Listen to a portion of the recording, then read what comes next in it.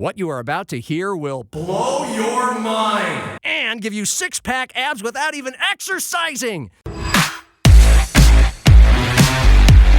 Pull up a bar stool and relax. Hey, who wants to have some fun? You've made it to Happy Hour with John Gaskins. Oh, no. Not again. Get ready for entertaining local and regional sports talk that will change your life. Or not. And by the way, when you're telling these little stories, here's a good idea. Have a point. It makes it so much more interesting for the listener. Here's your host, John Gaskins. Here's Johnny. Hello! Ah! I'm back, baby! I'm back! Hey, stranger. How we doing? Not bad. Yeah. This is Trent Singer. He writes for Sioux Falls Live. We're doing this again? Yeah. Well, I'm going to do it before you do it because it's been a few weeks. You like it's my good hat? to see you.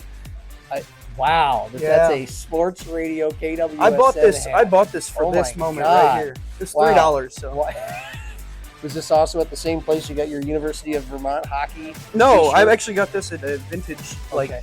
sale that they do on Saturdays at the what is that? Out of the 8th and Railroad vintage thing. Okay. Found it in one of those little bins for $3 and was like, okay, Yeah. I'm getting that. Were there any others? No, I just saw this. Well, this is the one that I got. I kind of want that. Yeah, I well, kinda it's want mine. that. It's Okay. mine.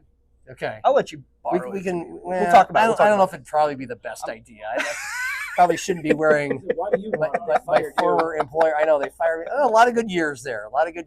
Memories. But no longer. Let's see me wearing You're not gonna want Matt Zimmer's producing today, with Cordell Wright being out, and Matt mentioned. Give it up for Matt. He We would- just yeah. you give it for Cordell all the time, and this guy's Yes. just been on his production game lately. Yeah, he produced your high school football preview Didn't with edit. Zach He Borg last produced. week. Yeah, it's nice of him. I thought he'd bring some work with him or something. No, he's standing there attentively listening to every word you have to say. You can't just leave. my phone while you Yep. guys are talking. Oh, We're using my He's stuck. He's stuck. he can't scroll his phone. phone. I feel like I'm taking a dump without a phone. Like, what Oh no, do I know. How do you take a dump without That a is phone? a nightmare these days. Supposed to read a newspaper or something? A Jeez. book, maybe? Yep. A book? Oh, I didn't bring one. Oh, okay. So you guys better be good. Yeah. All right. Let's Well, go. there's all kinds keep of it things you entertaining could for watch Zim. here on daytime sports TV here at the Gateway Lounge, where a great place to congregate if you're a Yotes fan at 1 o'clock on Saturday, a Jackrabbit fan at 6 o'clock on Saturday. They'll have the sound of the games, and next best place to be besides Vermilion and Brookings. Trent and I, this is our first week of 2026, so our second season together. We call this the Thirsty Thursday football forecast, where, look, it's Thursday, we're getting close, and so, we've been talking storylines, we've been talking to the coaches and Matt Zimmer and Curtis Riggs all week, but, we sink our teeth into the games, and we can't lie about the Jacks and the Yotes. They're heavy favorites, each of them, even the Yotes playing the playoff team from last year in Central Connecticut State. They're still 23.5-point favorites as of Wednesday.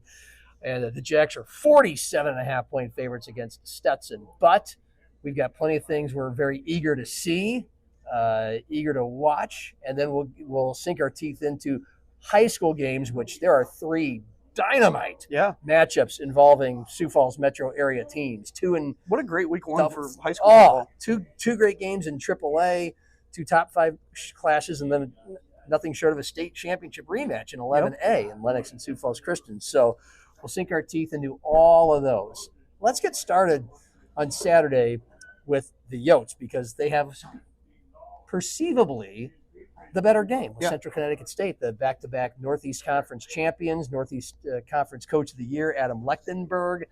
But, I mean, a topic is obviously how's that freshman going to look? Austin Majeski getting the start. Yeah, I think that's what everybody's eyes are on going into this game. I know the kind of the stuff out of campus. He's had a really, really good fall camp here. And what's crazy, I think, about him getting that job is he didn't just beat unproven guys. These are guys with some experience at the college level. FBS experience. Yes. They both at one point were at Northern Illinois. Yeah, and that's impressive to me. I mean, he threw for over 12,000 yards in high school. I think he was a 2-time Gatorade Player of the Year in Colorado.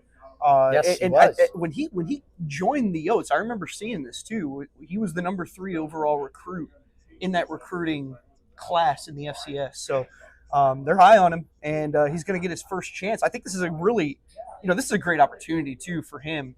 I think when you talk about opening the season with under a new coach, everything's new really with this program, and it's nothing new. I think for FCS in general too. We see so much turnover here now.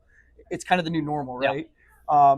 And at USD, especially this year, with Vitzman taking over, I know they have like almost an entirely new offensive line. So that's another area I think a lot of Yotes fans are going to be looking at too. Is how does that O-line gel right off the bat? We talked about Majewski. I mean, I think at running back too, Charles Pierre coming off of that injury last year. How does he look? Well, that's the thing is like the ticket is the freshman quarterback. Yep. Let's not kid ourselves. It's the quarterback position. Yep. There's nothing more fun than, like why has there been so much attention on Fernando Mendoza in the preseason and will be? The Raiders are a terrible team. They're not going to make the playoffs, but we can't take he won the Heisman and he was the number 1 pick, and it's his first NFL game against NFL defenses on September 13th or whatever. And this is just like it. When you have a freshman making his first appearance, let alone start in a college football game, and he beat out 2 experienced seniors, one of them who was 8-2 as a starter, completed 68% of his passes, played in 27 games at Dartmouth, then we're quite fascinated to see what he's going to do. That gets you in. That's the marquee. There's no doubt. But the thing is, all the other things that you mentioned, particularly the running backs, well, those are going to be his kind of safety valves or his security blankets. And that's going to be more of the focal point, I think, of the Yote offense anyway. You have Charles Pierre, who ran for over 1,200 yards 2 years ago and was a preseason All-American last year before getting hurt in game 2. They're going to go to that well. You've got Keandre Jones-Logan, who is kind of the short passes in the backfield or into the flat, and watch him make yards after the play. He missed all last year. Those are going to be like probably the guys that are going to be making the most wow plays on offense. But we want to see what the kid has. I think the strength too, from everything I've kind of read up on this Central Connecticut State team too, the strength that they bring back from a year ago is their secondary too. Eric Jackson had 72 tackles a year ago. He's a defensive back. Chris Jean, he was a preseason first-team All-American. And like you said, I mean, this was a conference champion a year ago in the Northeast Conference. Granted, not on the level of the Valley by no means, but this is a playoff team, right? 2 years in a row, I think they were a playoff team. You're correct. So that is, I think when you talk about Majewski getting a really good challenge in his first game, he's going to have one with these, this veteran secondary that they have. So that's something I'll definitely be keeping an eye on. This USD team though, 7 true redshirt freshmen are going to make their start on Saturday. A lot of inexperience could show up early on. We saw that, I think, at the early part of last season, too. They weren't, they struggled in some of those early games, right? Lamar, I know that game in particular is the one that stands out to me. And there was others. I mean, they're in the early going. I think that they started 1-2. Northern Colorado was Northern Colorado really too. Bad football operation. And they ended up going 4-8 last year. They were 1-10 the year before, and I mean, USD needed a goal line stand just to get into overtime to beat Northern Colorado. I don't think it's going to be like that. Yes, there's a new head coach. Matt Fitztham seems very ready and comfortable in this spot, and he's been in the program the last 2 years, and it's a new quarterback. But again, I think the running back situation is good. The offensive line part that you mentioned. That's something that Fitz is really big on, and it only has one returning starter, but pointed this out a couple of different times the last couple of weeks on Happy Hour. The guys that they will have on the offensive line, and I don't know the exact starting 5 yet. For one, they're going to have 6 or 7 guys, and there's going to be some rotation. And there's some 2 guys that played a lot, and there's 1 starter. Yeah. So the 2 guys who played a lot, Grant Chapman and Brendan Crispy, they're 6'5" and 6'9". Jeez. 305 and 320. And they both played in every game last year. So it's a little, one returning starter. But then those 2 guys have plenty of experience. Then you have a guy like Jake Utley, 6'6", 315. He played 17 games the last 2 years at UTEP in the FBS. Nick Herzog, 6'4", 300. He was at Northwestern in the Big Ten. Played in a few games. And then Caden Ellingson, 6'7", 310. Good size. He's not a returning starter because he was hurt all year last year. I mean, 6'7", 6'6", 6'4", 6'5", 6'9", all 305 or And above. Majeski's 6'5". I know this is and You can see over Majeski's 6'5". So I know this is the big leagues, but these are some big boys, and with plenty of experience any way you slice it, even though they aren't USD returning starters. By the way, Lucas Feldkamp is a name that unprompted, if you ask, and I have, John Thayer has, you ask Matt Vitztham, I mean, who are some newbies that you're going to see on the field and who have been popping in practice? Lucas Feldkamp, redshirt freshman out of Brandon Valley, apparently processes, he's already a big, strong kid, already processes the intricacies of the offense quicker than the average redshirt freshman. So they can't keep him off the field either. That's interesting. So offensive line is not much of a worry as it appears on the surface.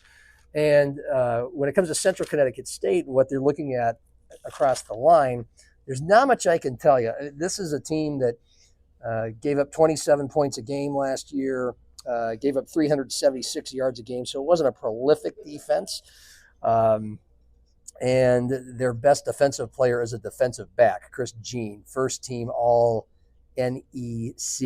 last year, third team preseason All-American. He had 4 interceptions. Other than that, there's not a lot of great information on their defense. And I was like, well, what's Chris Jean's number? Let's go to the Central Connecticut State website. Their roster hasn't been published yet, so that's interesting. And they have a defensive lineman who played for USD. His name is Marcus Simmons. Okay. He's now at Central Connecticut State, so that's an interesting little side story to that game. And I think defensively for the Yotes too, they've got one of their top tacklers back, Gabriel Hardman, a guy that they're going to lean on a lot this season. Captain. And I think defensively going into this game too, one thing that a lot of Yotes fans are going to have their eye on is that secondary as well, because a lot of turnover in that position, I guess you could say, safety, defensive back, corner. I think there's 5 transfers in there that are kind of stepping into some new roles. I mean, they've looked promising though. Yeah. There's been a lot of good talk, but all the talk in camp is a lot of coaches trying to. That's what they're going to say, right? We've seen it. We hear that every year at the start of the season, that they like what they see from certain position groups.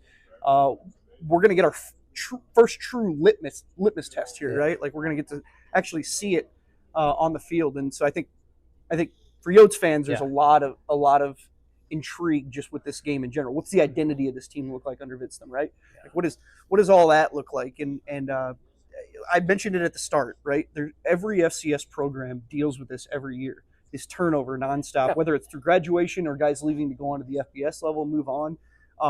But it being a new normal that's existed for 4, 5, 6 years, really since COVID is when it's really ticked up. Yeah. It being the new normal, coaches have found ways to just retool year in and year out. And I think USD is no different. I have them at 19.5 as the spread. What did you have? I saw 23.5, but it's okay. So we're in the 3 touchdown range. I'm going to take them at 20. Yeah. I'm going to say 30-10 Yotes. Okay. I'm going to say they cover it barely. I think it'll be a little. Well, defense is always ahead of the offense, and again, it's these things are so hard to predict. They are, but I like Peter. I mean, like when there's so many new players.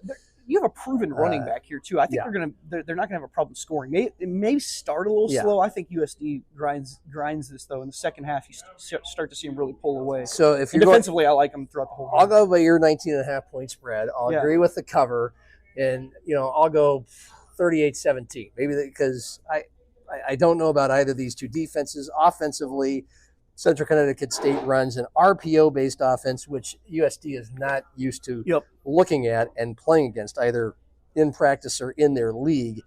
And Matt Vitztham says there's a new quarterback there. There's a new running back. I mean, their running back that they've lost was the player of the year in the Northeast Conference the last 2 years, and they have to replace him. It's an offense that was averaging 100 yards more passing a game than receiving. 63% of their yards, 2/3 came from the pass game. So that could, if if that plays to form, which again we don't know, USD could struggle if they don't get enough pass rush because their secondary is the question mark of the defense with a bunch of new players. But their front seven could generate a lot of pass rush. You have Chris Dixon.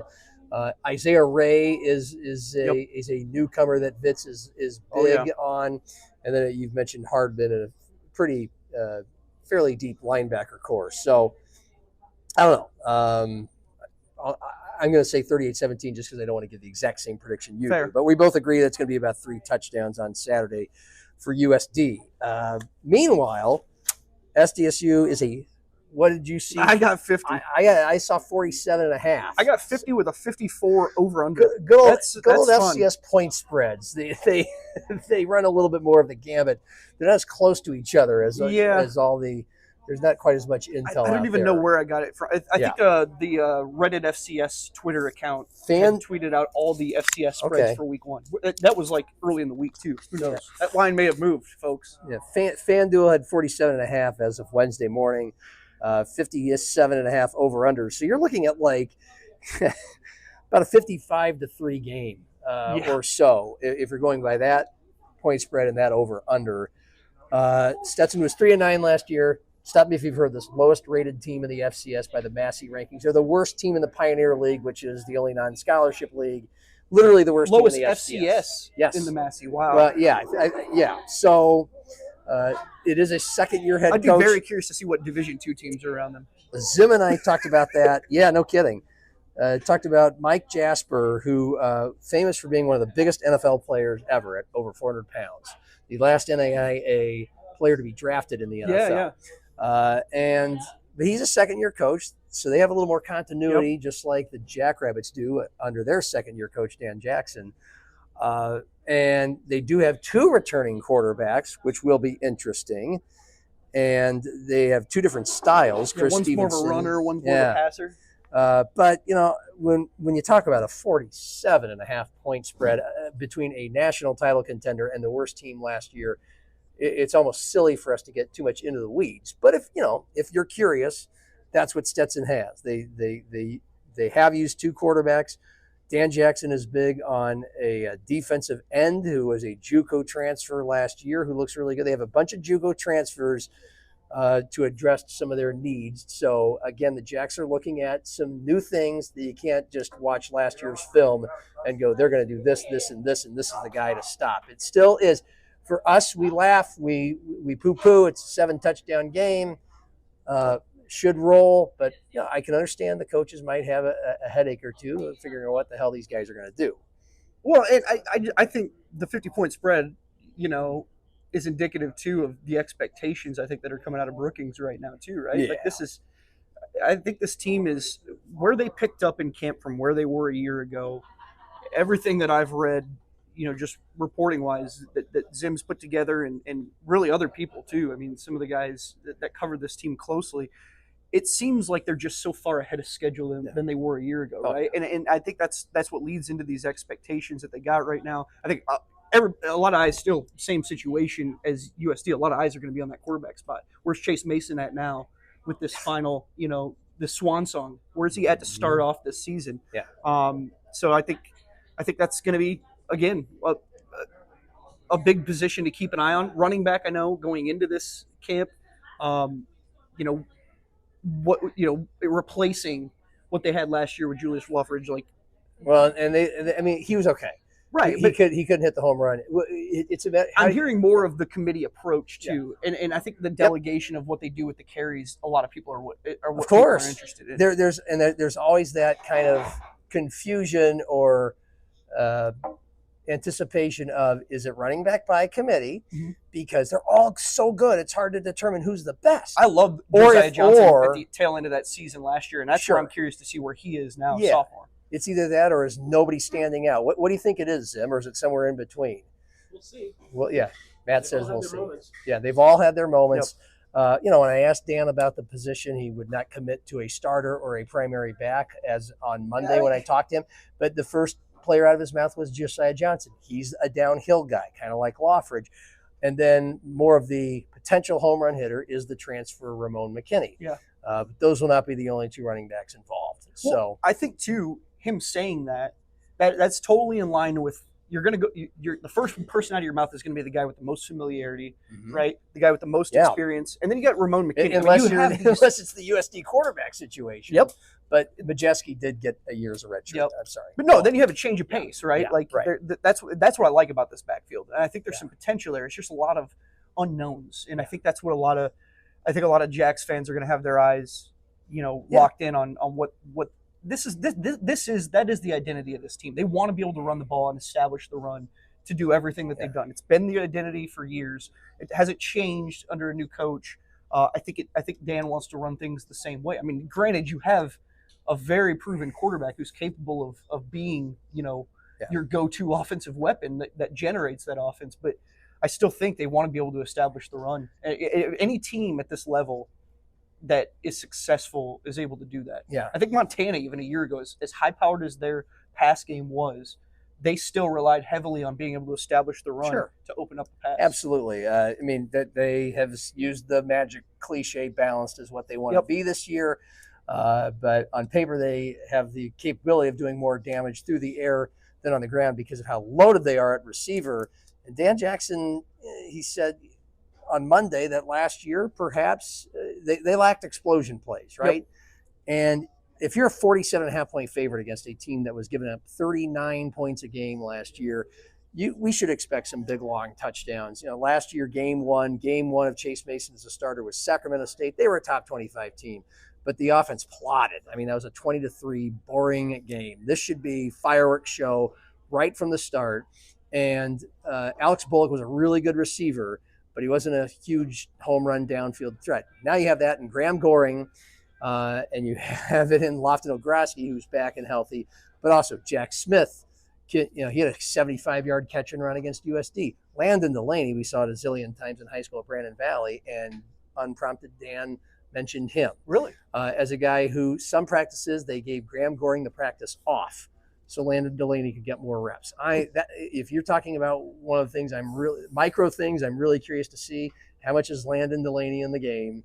Yeah. And do they go to him? Because there's this so is the many game other guys to do it, right? Yes. This is certainly the game to do it. And it should be a vanilla game plan. I mean, some of these big plays could be basic plays that like Jack Smith's 75-yarder against USD that just go for a lot of yards because they're not going to bring out their dynamite plays against Stetson. They got Northwestern coming up. Yep. So no, 100%. I agree. I think defensively, you're looking at the secondary. It's a similar situation with, so many new guys in that secondary. Not that they were.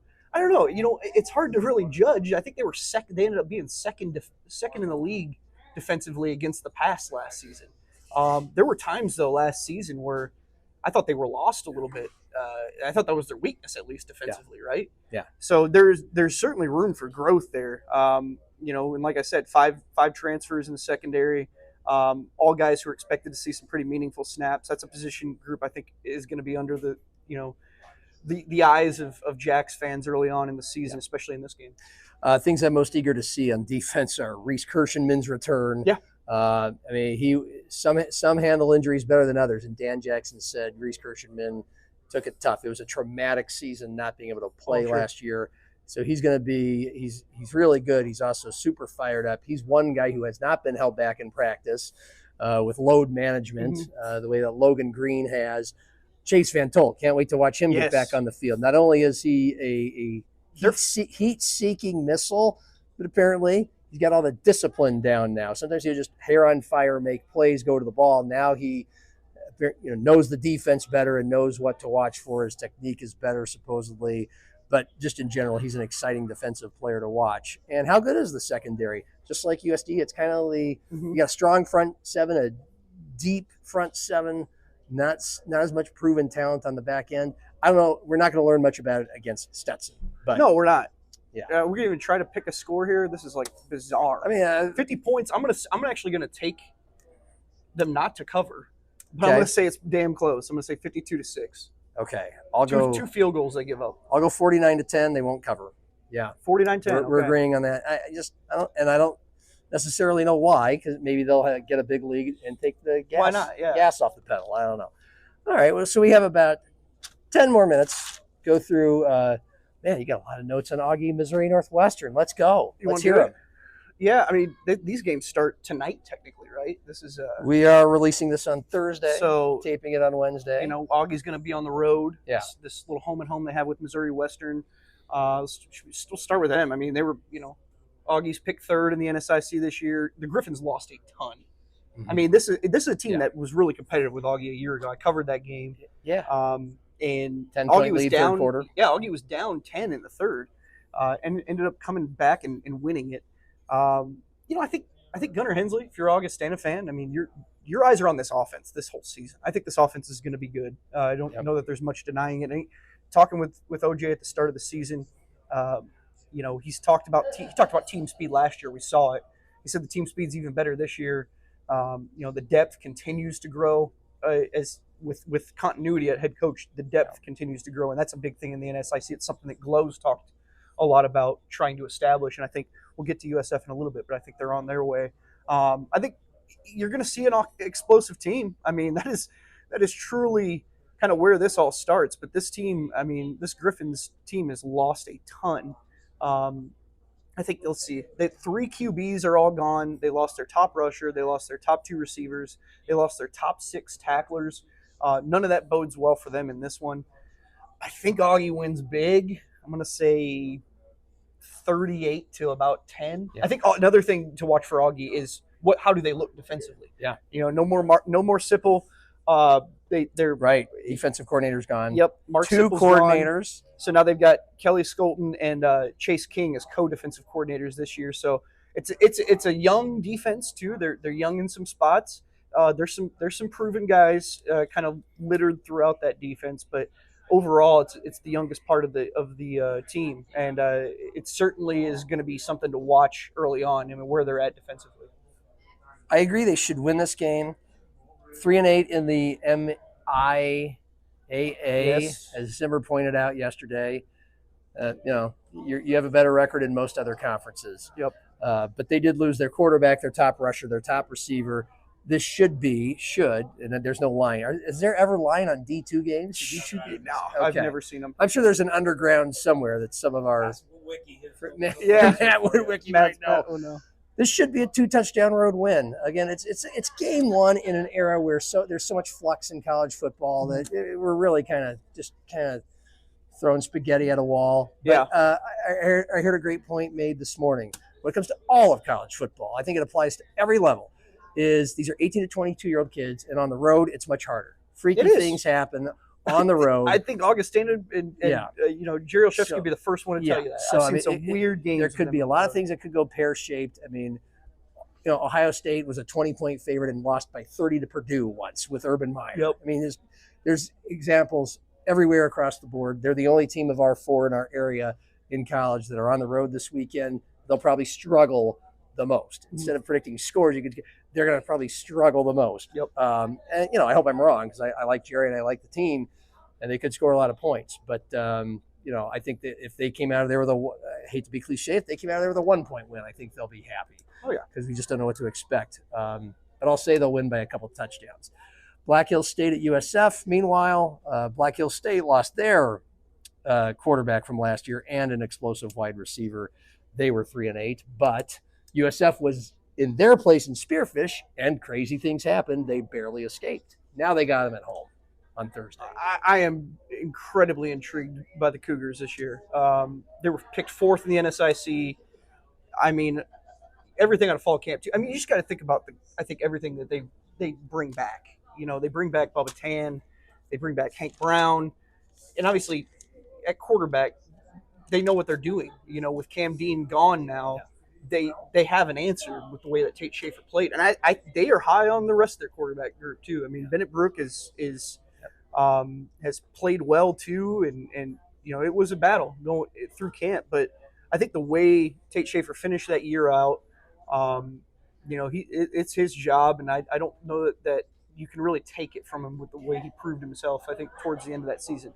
Granted, you know, I think what was most interesting was, you know, that first game, Southwest Minnesota State, you know, that was, I think it was the first play from scrimmage. He had to basically come in right after. Yep. He was outstanding, just right in a pinch action. Player of the week, yeah. And it is Southwest Minnesota State, but it's he didn't just, it wasn't a flash in the pan. I thought he looked good beyond that, and as they close things out. And I don't know, this team's really interesting to me this year because Favorable schedule, Zim points out, and I think that includes this. This should be a 3-touchdown win, maybe 4 touchdowns. Yeah, I think so too. And again, preseason polls don't mean a whole lot, but it's we only have so much to go off of for game number 1 to actually make a prediction. This team is picked to finish 8th in the Rocky Mountain Conference. I mean, the Cougars are picked to finish 3rd in one of the better leagues in the country out of 15 teams. So this should be a wrap. Yeah, I agree. Under the lights. Let's say I'm gonna go. I'm gonna do it 31-14. You don't have to put a score in it, but I'll go Augie to win 28-14 on the road, and then USF at 31-10. Take that to the bank. Don't ever. That's like this should be the slogan of our show. Don't take this to the bank. Quickly with the high schools, we should have spent more time on this because these are actually going to be some close games. Lincoln and O'Gorman. Lincoln and O'Gorman, number 1 versus number 5 to kick off the season, and Brody Schaefer's senior campaign. Yeah, I mean, I like Lincoln a lot this year. I think the question is who can keep up with him, and we're going to learn a lot from this O'Gorman team. If where those teams kind of that we're right now looking at in the middle, where they kind of land with Lincoln. There's a lot to like about the whole AAA field when you look kind of at each team in our area. Brandon Valley, I think, being one of the teams where there's the most questions, but I think with just the culture that's been built there and the year over year that we see, I think that's going to be a good team at the end of the season. They might struggle early on, but I think Brandon Valley later in the year is going to be right there, trying to get to the semifinals, and we'll see what their draw is at that point to move beyond that, but. It's a great test. I mean, obviously Chase Hermanson, Isaac Myers are both back for O'Gorman, and we knew what they were capable of last year. That they turned some heads towards the end of the season. I think they won 5 of 6 to close things out. You are right. And they beat Jefferson in a game that I was probably the most surprising game result in all of high school football last year. I remember that. I do. Look, they have 3 returning starters. They lost 26 seniors at O'Gorman. Yep. We saw how they came on strong at the end of last year with a new quarterback, Chase Hermanson. He actually was the hero at Harrisburg in game 1. He engineered 25-24. Yeah, he engineered a 19-point comeback in game 1. But I think O'Gorman's going to struggle early and then come on late because the Popping guys always know how to put things together with smaller rosters, literally mostly across the board, smaller players, especially up front. They figure it out, but I think against Lincoln, that's a tough task in game 1. For sure. And, the Patriots lost Mikey Roach and Louis Akosi, a lot of their firepower at receiver. They lost their tight end in Seth DeGroat, Sam DeGroat. Sam DeGroat, thank you. I had a friend named Seth DeGroat in Worthington. Also, Honor, I believe, is gone. Devontae Wilson at running back will be interesting for Jefferson because he's not at Lincoln anymore. Yeah. Braden Jackson, though, they have Washington's running back. But Lincoln's running back is Brody Schaefer. Yeah, pretty especially much. Late in the game. I just think I like Lincoln by at least a couple scores. They here, will not 3 have – I don't care what they lost offensively from a year ago. I think they're outstanding players. I mean, don't get me wrong. Yeah. Louis Akosi and Mikey Roach were great. Yeah. It really won't slow this train down. I think they're still going to be an offensive juggernaut. They're going to lead AAA in scoring. I mean, they just have a guy who will find ways to score every time they have the ball. And I'm really curious to learn more about where his confidence is at as a senior now. Brody? Yes, and it's got to be sky high, and I think that's what's going to carry this team. I mean, they will be carried by the leadership from that senior class, which includes Brody Schaefer. Yeah, I'm going to go like 49-20 or so in this game against O'Gorman. Man. Yeah, that seems about right. 49-28, something like that. Yeah. Because this O'Gorman team can score. It's just I don't know that there's going to be a ton of teams at all in AAA that are going to be able to slow down Lincoln this year. Jefferson Harrisburg, number 3 versus number 4. To me, this is the game of the week. It's the game of the week. Saturday night, 6 p.m. It's the Tiger Bowl in Harrisburg. Yeah. So that adds a little bit more flair to it. I'll be on the call for Midwest Sports Plus. By the way, Zach Borg has Lincoln and O'Gorman, which will follow Rapid City Central in Washington. That's a 5 o'clock game. That's a doubleheader. That's going to be on KSFL TV. Channel 36 over the air, channel 616 on Midco. But all these games on MS Plus, Midwest Sports Plus, get the app. It's a low subscription fee. You can watch those on your television set as well. But Jefferson comes in, they return both quarterbacks, and they are again going to use both of them. Now, last year, for a lot of the year, when both were healthy, Eric Struck, now the second-year head coach, offensive play caller for Jared Fredenberg in Lincoln for a state title, he would have Boston Bryant lead them down the field as a sophomore. And once they got toward the goal line, he brought in Kason Mettinger, who's a taller slider kid. He's reversed it. He told me on Monday, Kason's the main guy, but Boston Bryant being a bigger guy, tougher to tackle, might be a better option in the quarterback run game, will bring them home when they're trying to score. Fascinating. Yeah, this is going to be this is the way I see this race right now, and we're going to learn a lot more after week 1, right? These are 2 great games to start the season. The way I see it is Lincoln's your obvious number 1 team, and I see it too, this matchup right here. I see Jefferson and Harrisburg as kind of a 2A, 2B. I can't really quite place. I think I put Jefferson right above them just based on last season. Yeah. But again, this Harrisburg team, I'll say it to the ends of the earth. I'm high on them. I think that offensive line continuity is so big, especially a program like Harrisburg, where you got a 17th-year coach in Brandon White. I mean, you've got culture, you've got continuity, you have this winning tradition too. They win there. The suburb schools are just kind of built a little differently when it comes to reloading and retooling, because the participation is so much higher. Yeah. You have so many guys to turn to, guys who have played a lot of football but haven't played a lot of varsity football. So you see some of those early growing pains. That's not the case though with this Harrisburg team. This whole offensive line is back.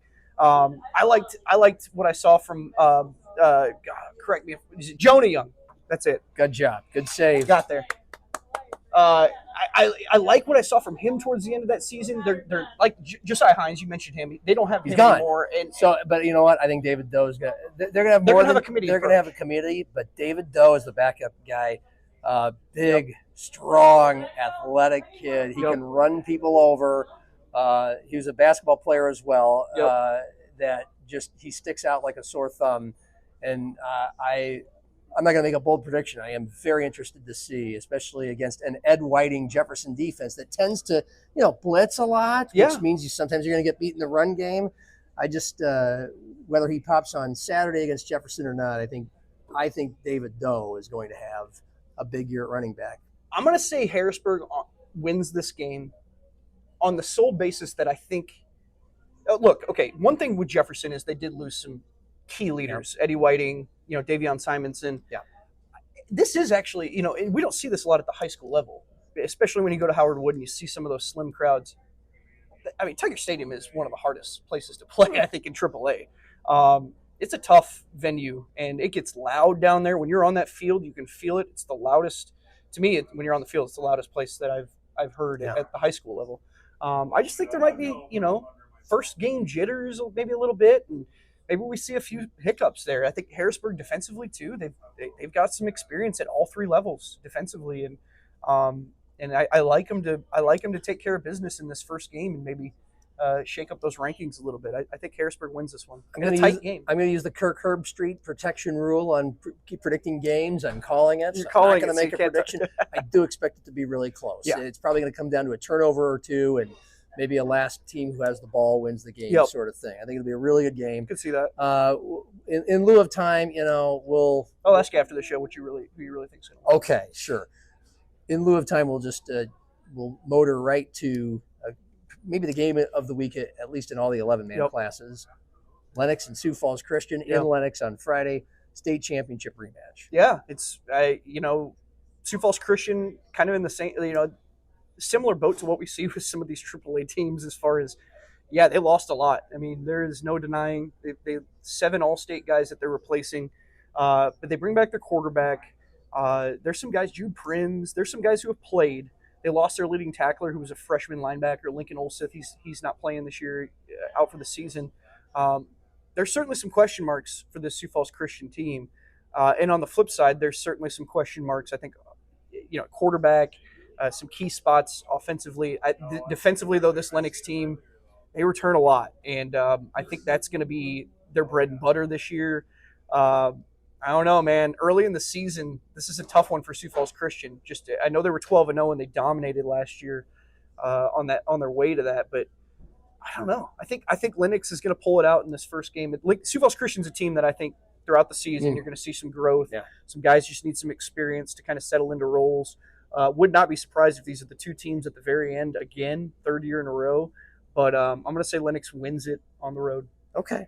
Or at home, sorry. Without knowing much about either team, to be honest, I'll take the home team in a game one matchup like that. Yeah.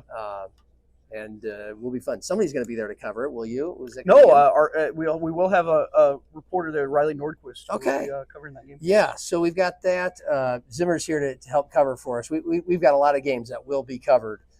You're going to be at Bob Young Field on Thursday for the USF game. Zim is. Sorry. Thank you. So we'll have I'll be at Banana Ball, baby. You will be at Banana Ball on Thursday? Yes. Okay. Looking forward to that write-up. Zim and I talked about that yesterday. And then Friday, we got Gorman and Lincoln that will be covered and televised. What else? Lennox and Sioux Falls Christian. Matt's going to be Madison and Del Rapids. Yeah. Wow. What are you doing Saturday? Saturday. Yeah. Matt will be at the Jacks game on Saturday. So will Marcus Traxler. Trey Houchin in Vermilion to cover the USD game. And will you be at the Harrisburg Jefferson? I'll be at Harrisburg Jefferson. I will see you there. Yeah, we'll see. Yeah. Okay. I ain't walking up all those steps, man. Well, you're not wearing that hat. I'll tell you that much. Read all about it at SiouxFallsLive.com. And then on Monday, we're going to talk all these things that we just forecasted on our Thursday football forecast. We're going to hear what our Monday morning or Monday afternoon quarterback, Curtis Riggs, thinks of all that. There you go. Can't wait for that. That's it for the week. Great week. Dan Jackson, Matt Fitztham, Sam Herder, Eric Struck from Jefferson, Zim. It's all there. SiouxFallsLive.com. We're off and running. Cheers, sir. For Trent Singer, video producer today is Matt Zimmer.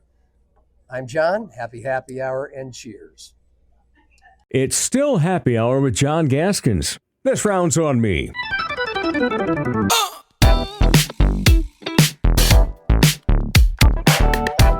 Well, just right in the throes of the kickoff to the football season, we've been just going really deep into the weeds over the last month or so.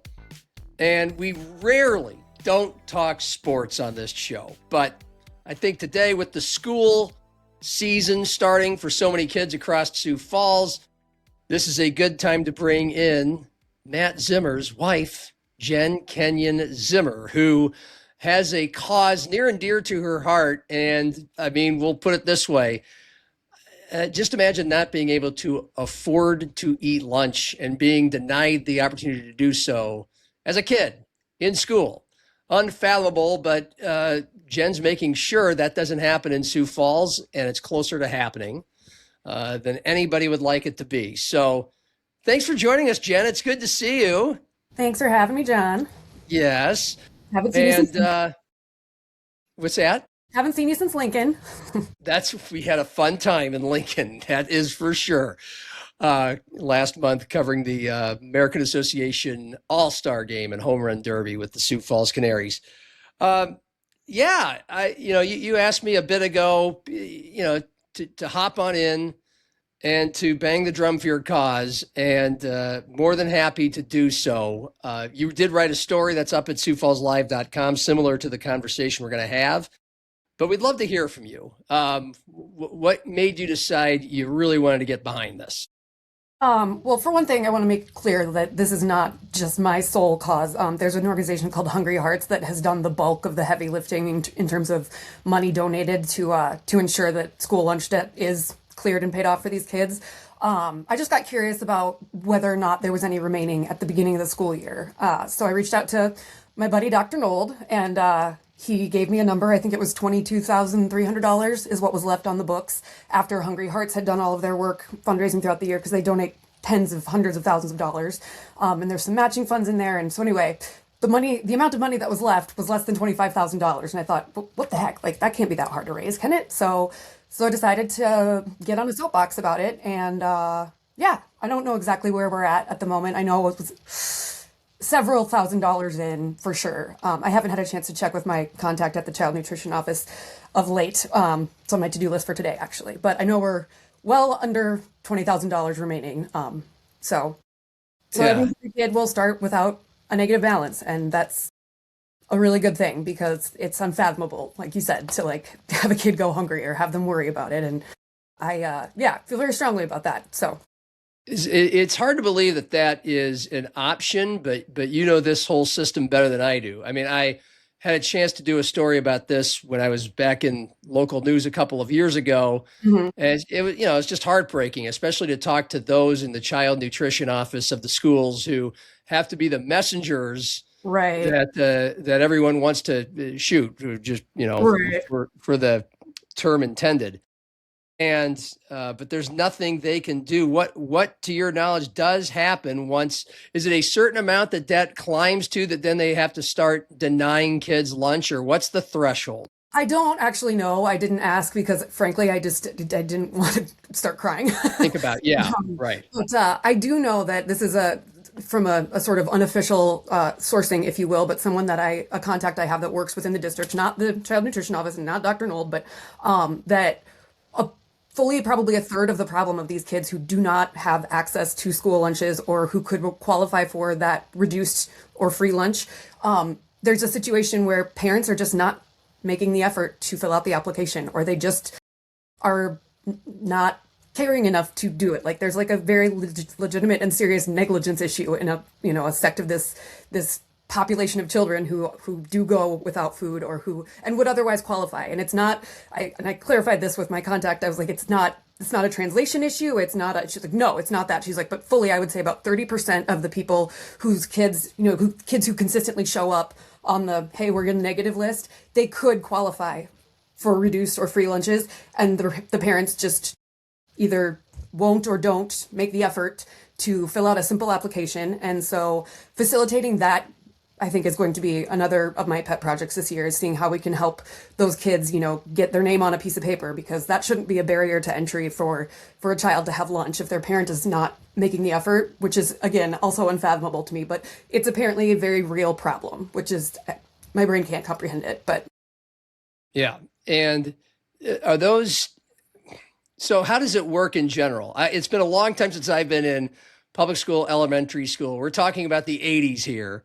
And with fond memories of beef cutlets and pepperoni pizza, and the days in squares, of course. But we laugh about it. We had the option; you could bring your own lunch that your mom packed you, or you can go pay. It was like 80 cents a day. Like you had to bring money at the public school to pay for lunch. How does it? To your knowledge, you have a son in the school systems, a 10-year-old. Yep. How does it work right now?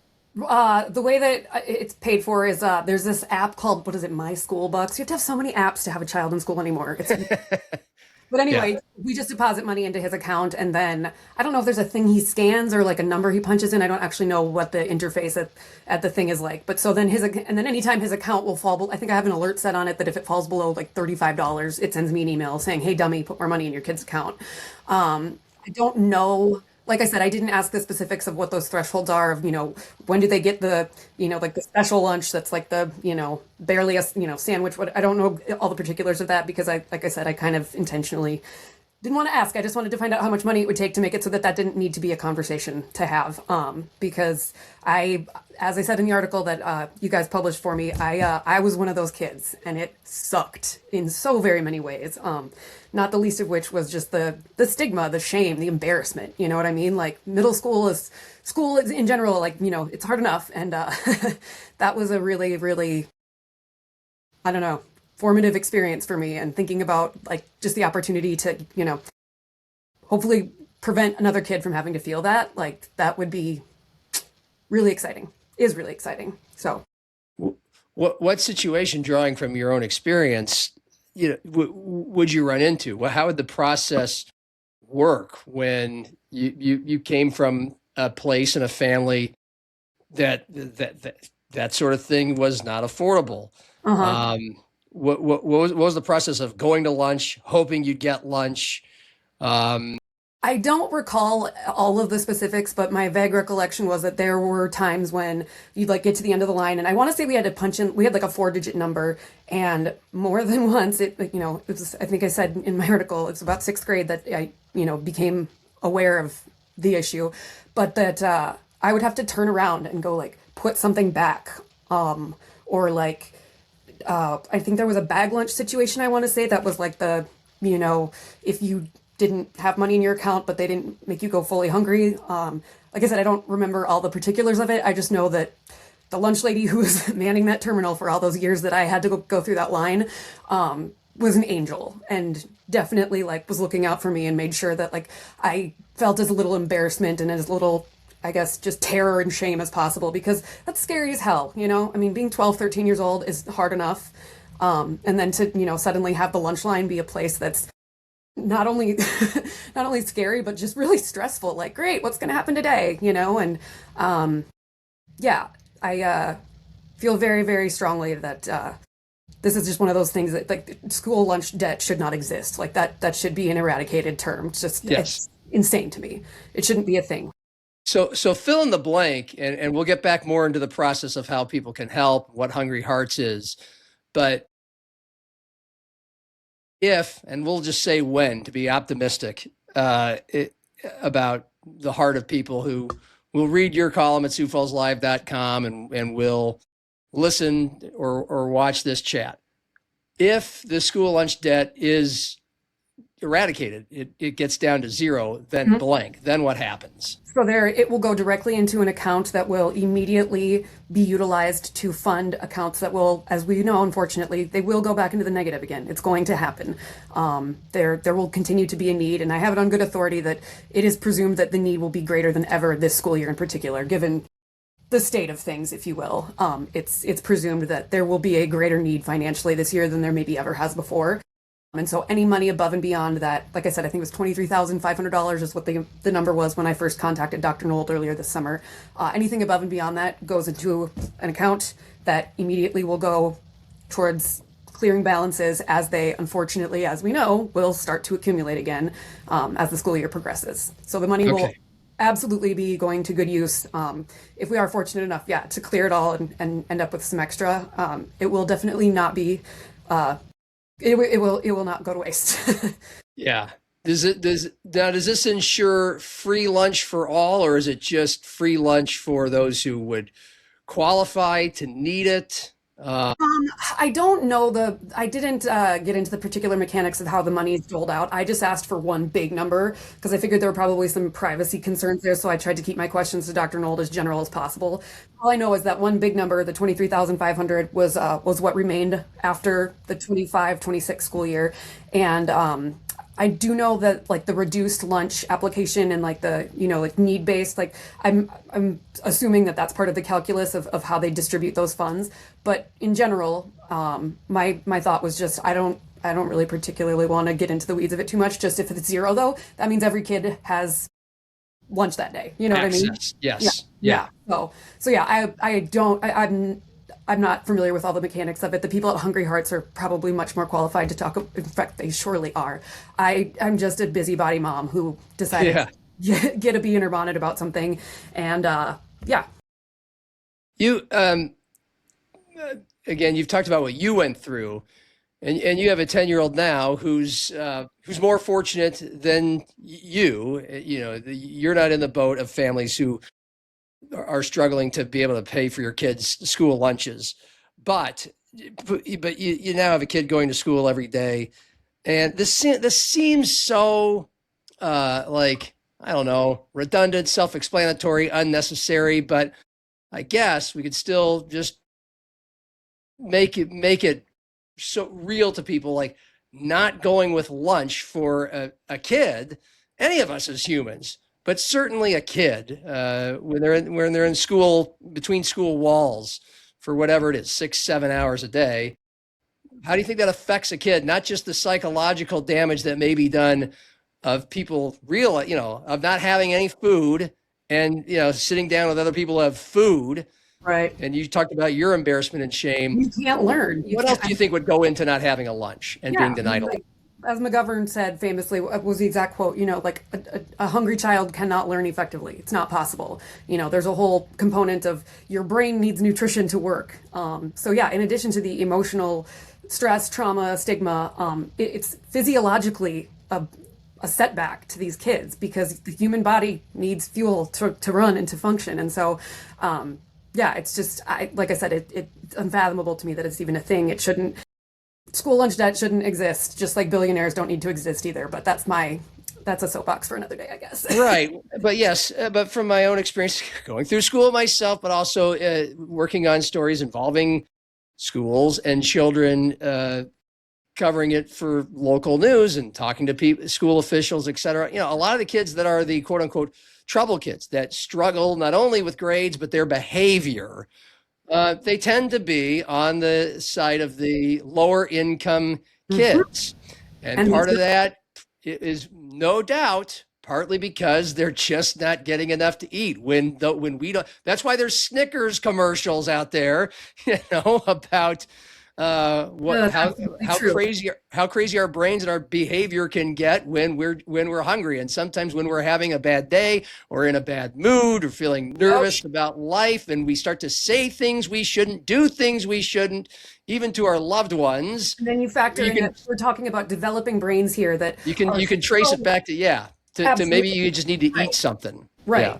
Right. Like maybe you're a little hangry, like that happens. And even if you're not chronically like malnourished or not, able to access regular meals. And the fact that these are developing brains, like that can't possibly be stated prominently enough, that how important nutritional development is to a growing body, brain, mind. Like, we know now that like the human personality, it doesn't even finish forming till you're like 25. Your prefrontal cortex is still developing. Like these poor kids are going through the throes of physiologically maturing. You can't do that if you're not fueled correctly, and you sure as hell can't learn very effectively if your body is struggling to do the bare minimum, which unfortunately is a situation some of these kids find themselves in if their account goes too far into the negative. Like I said, I don't know the exact particulars, and I know every effort is made to not let things like that happen. But at the end of the day, the reality is, like you said, the child nutrition office is like they're the messenger of this thing. Like I know that her name's Gay Anderson. She's wonderful. She's the child. She's one of the best people. Yeah, she's just one of the best people.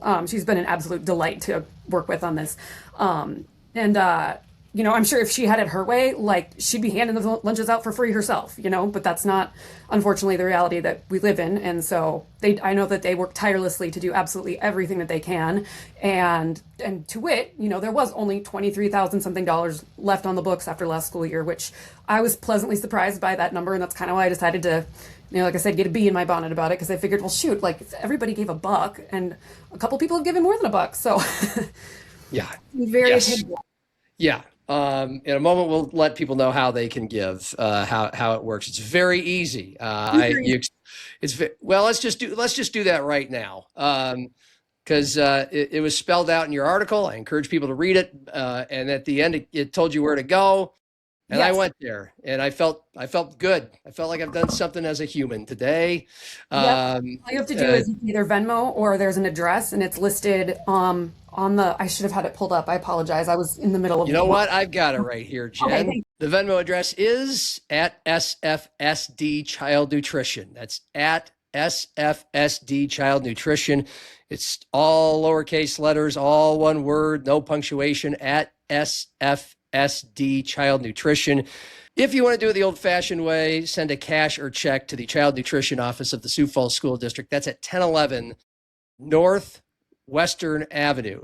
That's two words, N period, and then the word Western, as in Western Avenue.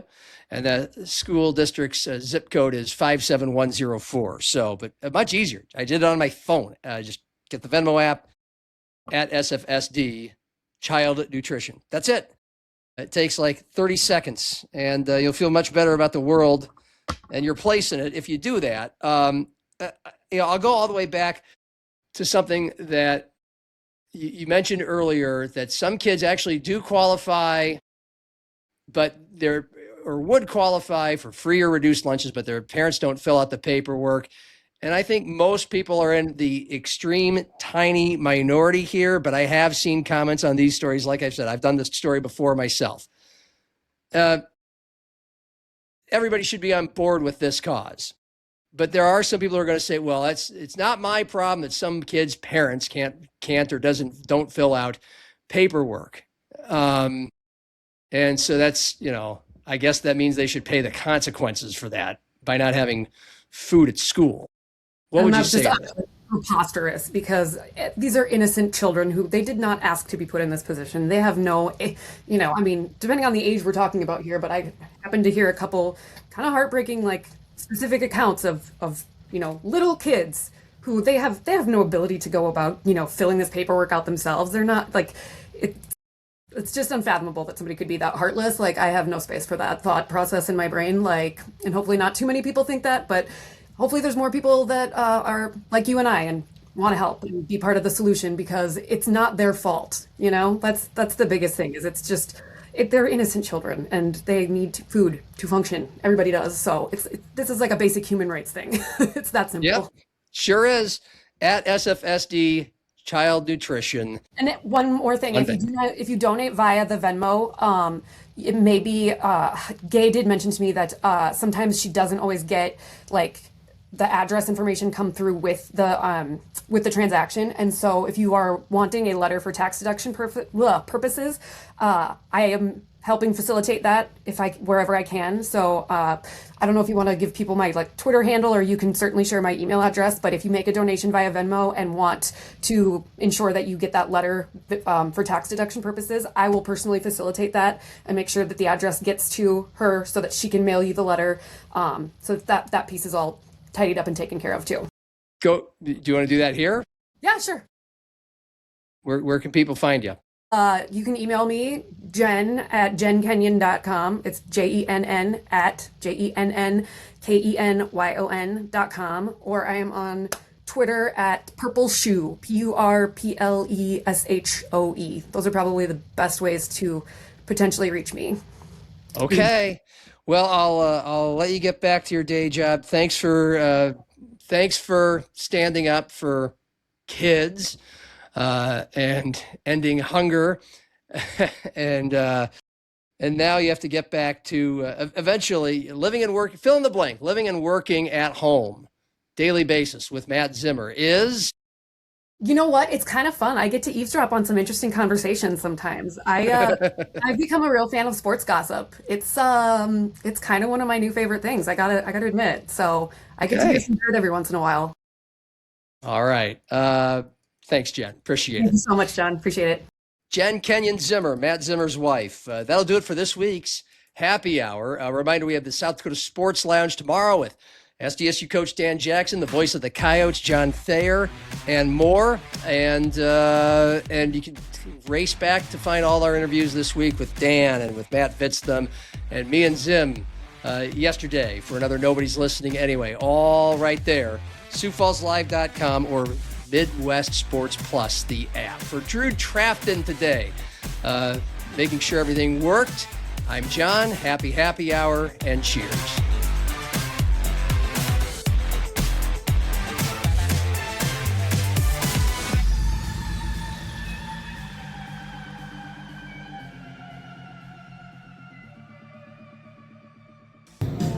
You need anything else, John?